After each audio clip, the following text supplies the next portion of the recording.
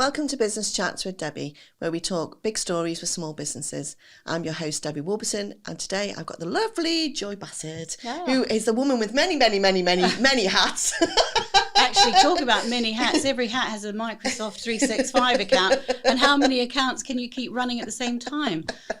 I've had lots of problems with emails this week. So, I know you through Bodmin Chamber of Commerce, yes, which is obviously where we are at the moment with the lovely Cornwall Channel Studios, and also Cornwall Gateway, which we're both really passionate about, and there's so many people passionate about this vision. I think it's inspiring lots of people and getting people excited. But Bodmin Chamber, of course, you're a member, which we're very, very pleased to have you on board. Yeah. And that's just going from strength to strength, Bodmin Chamber. Do you know what I mean? It sort of died a death, didn't it? And then it's like it's like a phoenix. It's risen from the ashes. It was relaunched in 2017 or 2018, thanks to Bodmin Town Council. And Rome wasn't built in a day. It takes a while. And our chamber isn't just to focus on the high street. It's also about the commerce and industry. And in fact, we registered as a company. When was that? 2021. Yeah. And we're just working hard. We've got various projects on the go, and for example, we're looking at how the town can have town Wi-Fi for people, because the internet and the town itself. Because you sort of vanished it. As soon as you go into the dip, it vanishes. Gosh, it doesn't matter where you are. Nobody seems to have good Wi-Fi, and it's really frustrating. And we have got spaces in town through various organisations like Bodmin, who offer hot desking. So I think they're okay with the internet up there. But anybody wanting to drop into a cafe or a bar or a pub, it's quite frustrating. So we'll be talking to Wildernet about that. Yeah. And looking forward to it. And lots of other things as well. Yeah. So Louise couldn't be with us today because she's another one who's involved in the Cornwall Gateway. She's a busy bee at the moment. She's a busy bee. She's doing lots of courses, and I think she's smashing it. So talk to us about Cornwall Gateway, because that is such a... it's been a long, ongoing project, and actually it was one that it started with Phil Ugaldi from Proper Cornish and his organisation called Better Bodmin, and I was working with him on that. And then when the chamber got started again, and we worked together with other stakeholders in the town to come up with a collective vision for Bodmin, 2030 and beyond it was called. And chamber was tasked with pursuing the agri-food and drink project, which is what Phil has started. So it was through lockdown, really. It got to the stage of Cornwall Council and the LEP having agreed that, yes, this is a really good idea, and one of the sites that was highlighted out of a consultation was Walker Lines. And so they agreed to get something started there. But then COVID came and spending priorities were changed, no surprise there, and that was dropped. But since COVID and Brexit and now the Ukraine war, and it's very topical, isn't it? Right, in the supermarkets at the moment, there's a shortage of tomatoes and salad ingredients. I thought about that this morning. I know, and it just goes to prove that our food security is so important, and how important it is for Cornwall to become more self-sufficient, and that we increase our capacity of not only the foods that we grow already, but looking at out of season. We've got so many wonderful products, many. Honestly, it astounds me how many. The sun and the wind and the rain. We've got all the right elements here that just make whatever we grow outstanding. And then our producers, they're so creative, and they produce some really stunning food. I think Cornwall actually excels in the food it produces. Yeah, and people come down here on holiday and they want to take a bit home, don't they? They always want to take, we had this fabulous cheese or this fabulous rum or gin or whatever when we're on holiday. And out of Cornwall, do you know what I mean? They haven't got the capacity to sell it, have they?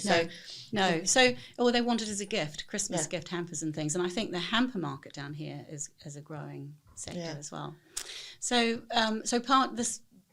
the idea behind this is that to have the centre that helps to, as more and more produce is produced, it needs processing, but it needs processing and packaging here in Cornwall rather than sending it. Then going out and bring it back again. It's just, it's.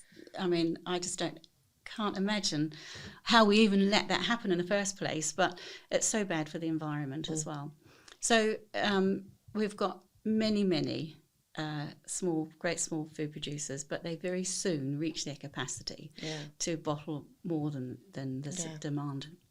The demand is there. Because they start in the kitchen, and then they move to a smaller premises, and then with rising rental costs and electricity and everything else, it gets to the point where, well, do you know what I mean? It's a really big step to make from that to making mass, and they just can't afford to do it. And I think in particular, Jake and Abby from Cornish Larder, they started off in a small, I think 3x3 unit, and soon reached their capacity to bottle 1,000 units a week, I think it was, and then G7 came along and he got his product in the goodie bag, and then as a result he's had to go out and invest a lot of money and have the units he's got now to produce more. Yeah. But he was fortunate to do that, and not every producer can do that.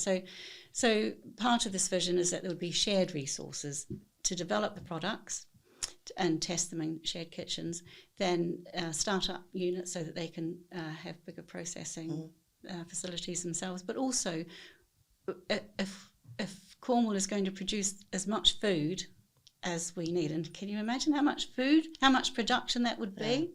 To feed all of us and our visitors and beyond. And so we're going to need processing units and packaging and labelling and food security labelling and all that stuff. So it's a whole wraparound service, basically. Yeah. So it is really exciting. Yeah, it is, yeah. So the more... And the other thing is, everybody's really busy at the moment. Some of the producers, because we've met some of them recently, and... they are expecting, or we're expecting January, February to be quiet.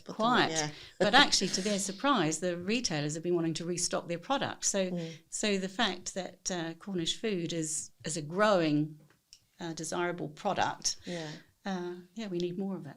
Yeah, and it's on top of that, it's getting the supply chains in place so that they can branch out and they can start selling all over the country rather than just. I know quite a lot of them sell online anyway.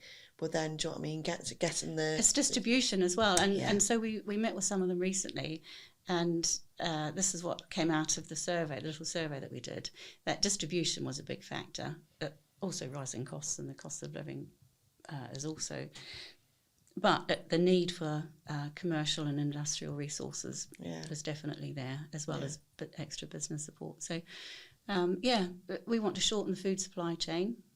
Shorten the food miles, and that just makes sense. And here in Bodmin, I think we're so geographically well placed to serve, and that's why we've called it Cornwall Gateway, because it will be the gateway for the Cornish food and drink industry in and out of Cornwall. Yeah, it's exciting. And that's the other thing, isn't it, about visibility? A lot of the producers are looking for opportunity to get their product out of Cornwall. And this is something else that Cornwall Gateway will be looking at. Any trade opportunity, any trade exhibition or expo, we're looking at helping the producers by taking their product with us to a national trade stand or a trade show, or and just get their name. Because it's not just individual products, it's the whole package. Yeah. It's Cornish food and drink. Fabulous food made in Cornwall, Oh, that's a great strapline. Well, it is. Because actually, I thought about this and I thought Cornish food, well, actually olives aren't very Cornish, are they? And tea's not very Cornish.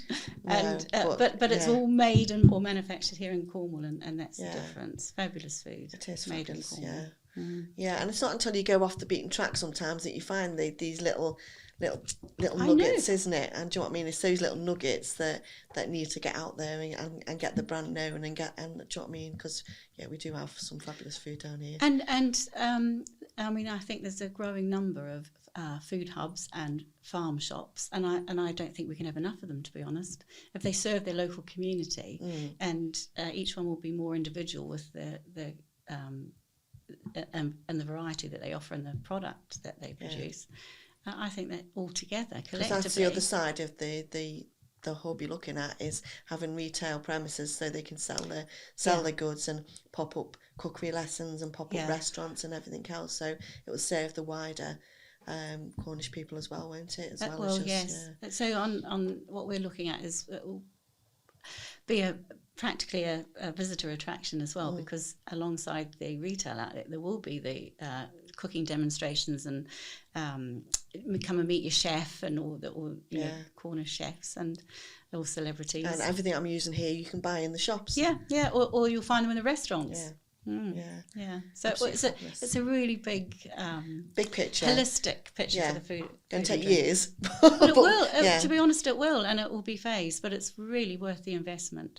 So we are looking for people to join us on Cornwall Gateway. So we're looking for people from the food and drink industry who can help us, advise us on various aspects of our growth and development. Looking for NEDs, non-executive directors, to help us. We're looking for investors as well. So we've started with a CIC because we believe this is for Cornwall, and any profits that are made goes back into developing this amazing industry for Cornish food and drink. Yeah. So where can they find you? That's a good question. So they can find us on LinkedIn. There's Cornwall Gateway. They can find us at the moment through Bodmin Chamber as well, and of course Cornwall Gateway. Me. Oh, Debbie. Oh, Yeah. Or you. Yeah. Come to me, and I'll direct you where you need to go.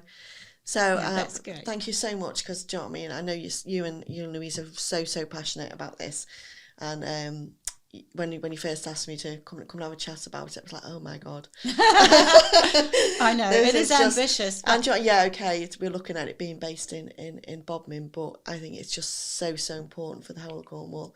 And do you know what I mean? And if this takes the lead, and it does, then I think it'll be the first of many all over the country. There's nothing like it anywhere else. And actually, if I could also say another element of it is the research and development, and working with, we're looking for partners to work with, and are already in talks with the likes of Truro and Penwith. And when I say we want to increase our capacity to grow more food, seasonal but also out of seasonal, that's going to take research and development. And I know there's a lot of work already going on with Gilly Farm and Halligan and Eden, and so it's all about working together to get this to work. It's got to be a partnership thing. Thank you so much for coming in. No, thank you for having me. My pleasure. So thank you guys. If you want to get involved with Cornwall Gateway or see what it's all about, then get in touch, because it is so exciting for Cornwall. And I will see you next time. Thank you. Bye.